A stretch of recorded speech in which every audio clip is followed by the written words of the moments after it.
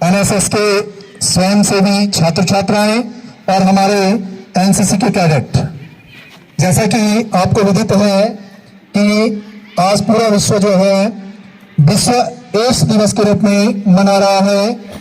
जैसे मैं कह रहा था कि एक भयावह बीमारी है और अब लाइलाज तो इसे नहीं कहा जा सकता। अगर जागरूकता है तो इससे बचा जा सकता है।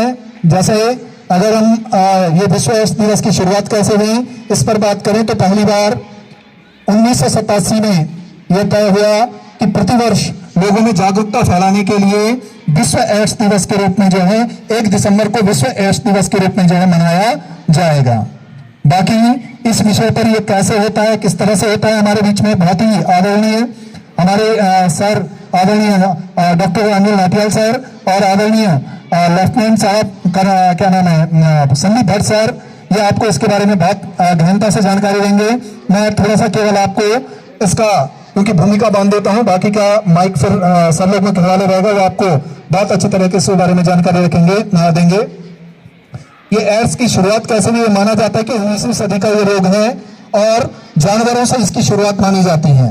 इसका पहला जो कह सकते हैं मरीज पाया गया या पहला जो संक्रामक व्यक्ति पाया गया दक्षिण अफ्रीका का व्यक्ति 1959 ईस्वी में पाया गया और उसके बाद धीरे धीरे करके ये बीमारी पूरी दुनिया में फैल गई है। आज स्थिति है कि लगभग 3 करोड़ 70 लाख लोग इस एड्स बीमारी की चपेट में हैं और ये एक ऐसी बीमारी है जो जैसे आप जानते हैं कि ये हमारे इम्यून सिस्टम को इस तरह से डैमेज कर देती है कि अन्य बीमारियां फिर आसानी से हावी हो जाती हैं और लोग एड्स के कारण नहीं बल्कि एड्स के उस वायरस के कारण जो हमारा इम्यून सिस्टम डैमेज हो जाता है उसके कारण अन्य बीमारियों के कारण मनुष्य की मृत्यु हो जाती है। वर्तमान समय में भारत में ये माना जाता है कि लगभग 23 लाख लोग ऐसे हैं जो एड्स से प्रभावित हैं या कह सकते हैं जो एड्स रोग से संक्रमित हैं। तो मैं अब ज्यादा समय नहीं लेते हुए सीधे माइक जो है अपने बहुत ही आदरणीय हमारे डॉक्टर नाटियाल सर से मैं निवेदन करूंगा कि हमारे एनएसएस के जो स्वयंसेवी छात्र छात्राएं हैं और हमारे जो एनसीसी के जो हमारे कैडेट्स हैं उनको इस एड्स के बारे में इस एड्स विषय जो राष्ट्रीय सेवा योजना के प्रभारी आदरणीय Balbir Singh Rana sir, NCC officer lieutenant Sandeep Bhatt ji, आदरणीय पवार मैडम और राणा मैडम,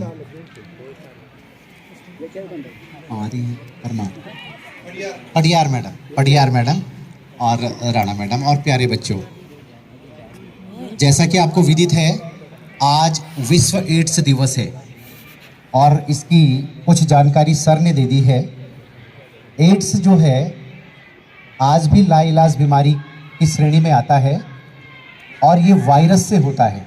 आपको पता है 2 तरह की बीमारियां होती हैं, एक बैक्टीरिया से होती है और एक वायरस से। और इसका वायरस ऐसा ही है जैसे कोरोना वायरस का तो हमने टीका ढूंढ लिया, लेकिन इसके वायरस का अभी टीका नहीं बना है।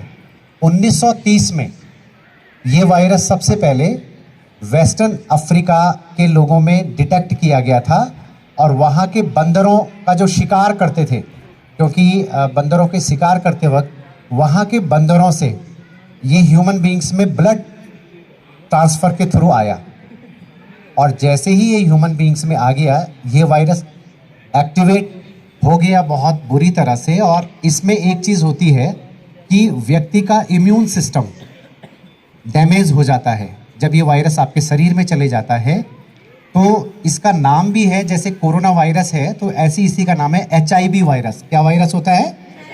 HIV virus, human immuno deficiency syndrome. तो ह्यूमन इम्यूनो डेफिशिएंसी सिंड्रोम मतलब ये जो वायरस को HIV वायरस नाम दिया गया, ये आपके रोग प्रतिरोधक क्षमता को तोड़ता है। और तब आपको कुछ भी बीमारी हो जाए, बुखार हो जाए तो बुखार ही मृत्यु का कारण बनती है। अगर आपको जो है कोई भी बीमारी हो जाए, वही बीमारी आपका मृत्यु का कारण बन सकती है, क्योंकि आपका खांसी हो जाए तो खांसी ही मृत्यु का कारण बन सकती है, क्योंकि इम्यून सिस्टम बॉडी का ख़त्म हो जाता है। आपकी जो श्वेत रुधिर कणिकाएँ हैं WBCs, वो सपोर्ट नहीं करते हैं आपके इम्यून सिस्टम को, और ये मल्टीप्लाई होता रहता है बॉडी में ये वायरस। अब इसका जो एड्स है, एक्वायर्ड इम्यूनो डेफिशिएंसी सिंड्रोम, और ह्यूमन इम्यून HIV में तो ह्यूमन इम्यून डेफिशिएंसी वायरस है, और एड्स के रूप में इसे कहते हैं एक्वायर्ड इम्यूनो सिंड्रोम को आप एक्वायर्ड करते हैं, दूसरे से आपको मिलता है ये। तो ये कैसे मिलता है? इसका जो ब्लड होता है, वैसे इसमें ज़्यादा डर नहीं है, इसमें भ्रांतियाँ ज़्यादा हैं। अभी आप नारा लगा रहे थे, स्लोगन लगा रहे थे कि भ्रांतियाँ ज़्यादा है, लोग बड़े डर जाते हैं एड्स के नाम से, कि अगर आप नाई के यहाँ जाएंगे और किसी एड्स वाले की ब्लेड या कैंची यूज़ हो गई और आपने यूज़ कर ली तो आपको भी एड्स हो जाएगा। ऐसा वैसा नहीं है, क्योंकि 20 सेकंड तक ही इसका वायरस जीवित रहता है। अगर 20 सेकंड से पहले पहले वो ब्लड आपको टच कर गया या आपके सलाइवा में कहीं चले गया, तो तब ही ये वायरस ब्लड से ट्रांसफ़र होता है, वरना ये ब्लड से ट्रांसफ़र नहीं होता है। तो इसमें ये माना जाता है कि वैसे तो prevention is better than cure. विज्ञान में और स्वास्थ्य विज्ञान में कहा जाता है कि prevention is better than cure, इलाज से अच्छा है बचाव। तो बचाव क्या है? आपने यही बचाव रखना है कि आपने जो है किसी अनजान व्यक्ति का ब्लड नहीं लगने देना है अपने पे। अब वो कट फट के कोई भी कारण हो सकता है, और भी कई कारण हो सकते हैं, जैसे एड्स नेगेटिव होने चाहिए। तो एड्स नेगेटिव है तब जाकर के ही जो है ऐसे ब्लड को अपने में डोनेट करवाइए। तो ये सब जानकारियाँ रखनी पड़ती है। 950 रुपये में इसका टेस्ट होता है प्राइवेट में, और गवर्नमेंट में लगभग 350 रुपये का इसका टेस्ट है। तो एड्स का टेस्ट है। दूसरी सबसे बड़ी बात, ये टेस्ट ज़्यादातर असुरक्षित यौन संबंधों से फैलता है, यानी कि खून से ज़्यादा नुकसान इसमें तब है जब आप अनसिक्योर्ड सेक्सुअल रिलेशन बनाते हैं और बिना जानकारी के बनाते हैं। आपको ये पता नहीं होता कि मेरा पार्टनर कैसा है। तो ऐसी स्थिति में क्या होता है, आप लोग जो है अपने को तो नुकसान पहुंचाते ही हैं, ये बीमारी इस तरह से आपके अंदर ट्रांसमिट हो जाती है और आपसे संपर्कित होने वालों को भी ट्रांसफ़र हो जाती है। लेकिन इनके ऐसे जो एड्स के बीमार लोग होते हैं, इनके बच्चों के प्रति आदर का भाव भी होना चाहिए, क्योंकि ये बीमारी डायरेक्ट उनको कई बार नहीं होती है, क्योंकि जेनेटिकली ये बीमारी आगे बढ़ेगी, अभी इसका पूरा पुख्ता प्रमाण नहीं है। तो इसलिए जो है एक तो हमें सुरक्षित अपने संबंध कायम रखने चाहिए, और जो लोग होटल इंडस्ट्री या जो लोग ड्राइविंग करते हैं, ट्रक ड्राइवर्स होते हैं, लेबर होते हैं, बाहर काम करते हैं, फॉरेन कंट्रीज़ में जाते हैं, और जो नशे के केंद्रों में जाते हैं, जहाँ भी नशा होता है, जैसे बार है, बियर बार है, पब है, इन जगहों पे इन बीमारियों के फैलने के ज़्यादा चांसेस होते हैं। तो हमको अपने चारों तरफ जहाँ हम रह रहे हैं, और खुद भी अपने लिए भी ये जानकारी रखनी चाहिए कि हमें ऐसे रेस्टोरेंट्स, ऐसी पब्स, ऐसी जगहों पे नहीं जाना चाहिए, क्योंकि कई बार क्या होता है, आजकल देखा गया है, एड्स फैमिली करके उनको जलन हो जाती है, जिनको एड्स हो जाता है, तो वो अपने ब्लड में प्रिक की हुई आल्पिन को ऐसे पब में, ऐसे डिस्कोथेक में दूसरे को प्रिक कर देते हैं कि मुझे एड्स है तो इससे भी हो जाएगा। या जहाँ पर ऐसा भीड़ भाड़ वाले इलाके में खाना बनता है तो अपना सलाइवा, अपना थूक वगैरह उसमें डाल देते हैं खाने में, तो उससे क्या होता है, वो ट्रांसफ़र होने के चांसेस हैं। तो ऐसी केसेस में, ऐसी जगहों पे खाना खाने से ऐसे सलाइवा नहीं जाना चाहिए, आपके ट्रांसफ़र नहीं होना चाहिए। या जो भीड़ भड़ाके वाले इलाके, अपने को सोशल डिस्टेंसिंग कोरोना में बात आई थी, तो वो सोशल डिस्टेंसिंग इसमें भी ज़रूरी होता है ये रखना। तो ये कुछ मेन जानकारी थी जो मैंने आपको बताई। ज़्यादा बोलूँगा तो बहुत आप लोग भूल जाएंगे, बस इतना ही आपको याद रखना है, ब्लड से, सलाइवा से और असुरक्षित यौन संबंधों से ये रोग होता है, इसको बचाना है और अपने को सुरक्षित रखना है, अपने आसपास के लोगों को भी सुरक्षित रखना है, और जिनको एड्स हो चुका है उनके प्रति नफरत नहीं रखनी है। कई बार पता लग जाता है गाँव में, वैसे सरकार इस डेटा को सुरक्षित, उत्तरकाशी में 6500 लोगों को एड्स है, पूरे जनपद में तो लेकिन क्या है जो डिस्ट्रिक्ट हेडक्वार्टर है वो इस डेटा को छुपा के रखता है, क्योंकि आम आदमी में फिर लोग उससे नफरत करने लग जाते हैं। तो ऐसा ना हो, ये सब चीज़ें बनाते हुए आज हम ये जानकारी जो आज आपने यहाँ पर ली, इसे आप अपने पड़ोस में अपने साथियों को और लोगों को बताएंगे। और क्योंकि आप इसके स्वयंसेवक हैं एनएसएस के और एनसीसी के कैडेट्स हैं, तो अवेयरनेस, जानकारी को फैलाना आपका एक काम होता है। और वो जानकारी आगे बढ़ेगी, अच्छी जानकारी, तो हमारी सोसाइटी अच्छी होगी, सोसाइटी अच्छी होगी तो हमारा लाइफ स्टाइल। हम सभी इस एड्स दिवस के संदर्भ में यहाँ उपस्थित हुए हैं। अभी हमने रैली निकाली है, ये रैली जन जागरूकता रैली है। यहाँ पर एनसीसी और एनएसएस दोनों परीक्षार्थी, दोनों विद्यार्थी यहाँ पे उपस्थित हैं। तो ज़्यादा जानकारी मैं क्या दूंगा आपको, आदरणीय नौटियाल सर ने और हमारे राणा सर ने बहुत अच्छी जानकारी दी है। इतनी जानकारी आप लोगों के लिए बहुत है, लेकिन बात करते हैं आपके लाइबिलिटीज़ की, आपकी ड्यूटीज़ की। आप एनएसएस के स्वयंसेवी हैं और एनसीसी के कैडेट हैं।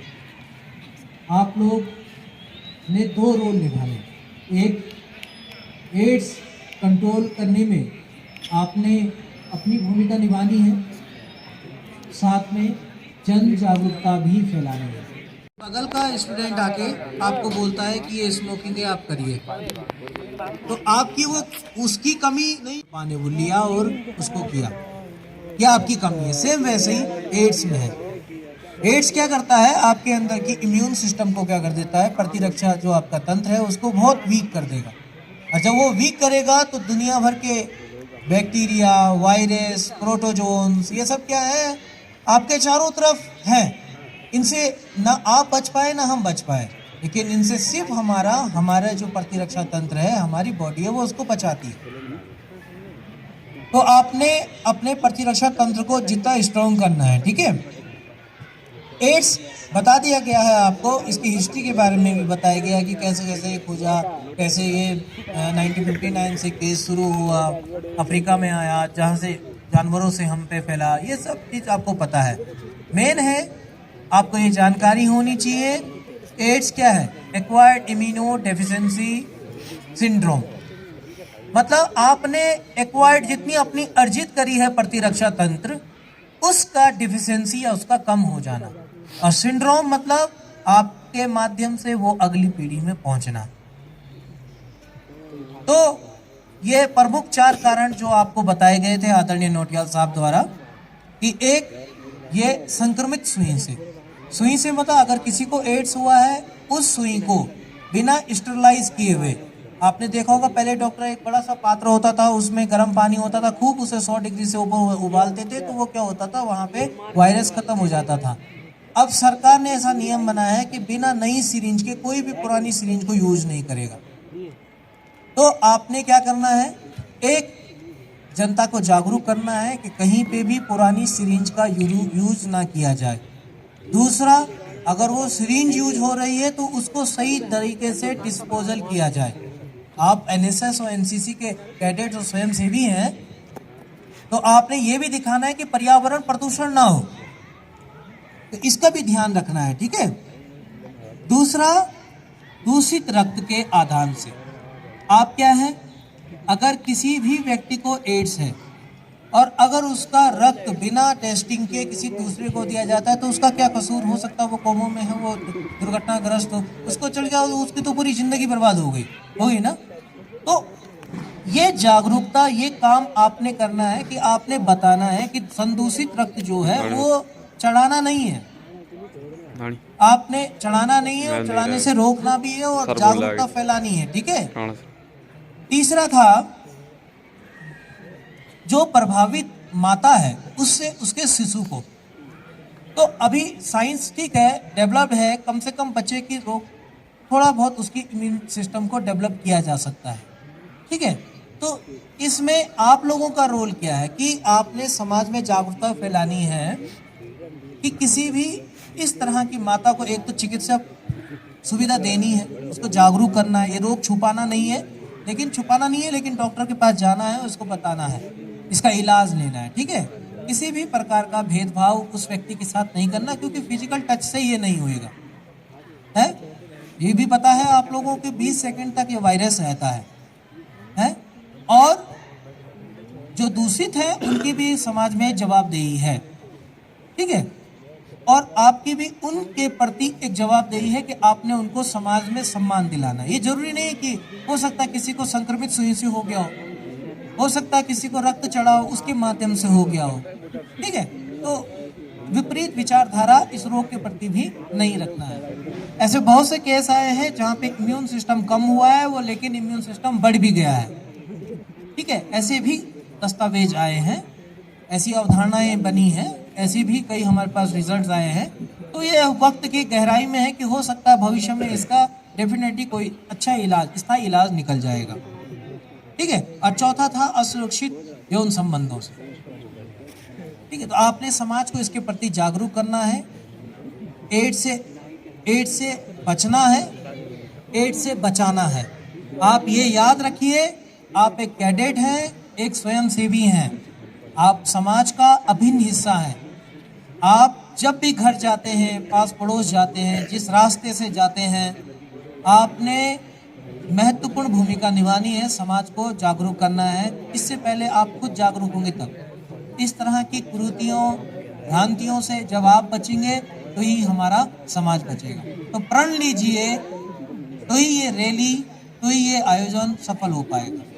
तो ये इतना ही बोलूँगा, आप सभी लोग समझदार हैं, ठीक है जी। तो जय हिंद, जय भारत। से बढ़ करके आगे समाज के लिए अभी यहीं से इन्होंने क्या ले लिया है कि हमारा सामाजिक जीवन बहुत अच्छा हो, इसके लिए प्रण ले लिया है। तो उस कड़ी के तुम हिस्सा हो, और वो तभी सफल होगा जब हम जो है उसमें अपना बढ़ चढ़ करके प्रतिभा करेंगे। अभी आप लोगों के द्वारा जो रैली निकाली गई, बड़ी अच्छी रैली आप लोगों के द्वारा निकाली गई, अनुशासित रैली निकाली गई। कुछ लोग बीच में जो है आदत से मजबूर हैं, गड़बड़ सड़बड़ कर देते हैं, पर फिर भी हम ये उम्मीद करेंगे कि भविष्य में इस तरह से नहीं होगा। धीरे धीरे करके हम अपनी जिम्मेदारियों को समझेंगे, और निश्चित रूप से एक जब भी समाज के बीच हम रहेंगे तो एक अच्छा मैसेज हमारा रहेगा कि हाँ यार, आदर्श इंटर कॉलेज के छात्र हैं और बहुत अनुशासित हैं, बहुत कह सकते हैं संस्कारवान हैं, और अपनी जिम्मेदारियों को बहुत बखूबी ढंग से जो है समझते हैं। तो आप लोगों ने अभी जो रैली निकाली, इसमें आपका बहुत अच्छा सहयोग रहा। इसके लिए मैं आप लोगों का भी धन्यवाद करना चाहूंगा। और इस कार्यक्रम को के अंतिम वक्ता के रूप में या कह सकते हैं हमारे जो इस विद्यालय के इस कार्यक्रम के जो अध्यक्ष भी हैं, अपने विद्यालय के प्रधानाचार्य जी से मैं निवेदन करूंगा कि वो इस अवसर पर हमारे जो कैडेट्स हैं, जो हमारे स्वयंसेवी हैं, उनको आशीष वचन के रूप में, उनके मार्गदर्शन के रूप में 2 शब्द कहने का कष्ट करेंगे। आदरणीय प्रधानाचार्य। आज यहाँ पर जो बैठे हैं बच्चे सभी एनएसएस के और एनसीसी के हैं सब। अच्छा, और जो नीचे नदी के किनारे गए थे वो एनसीसी के एनएसएस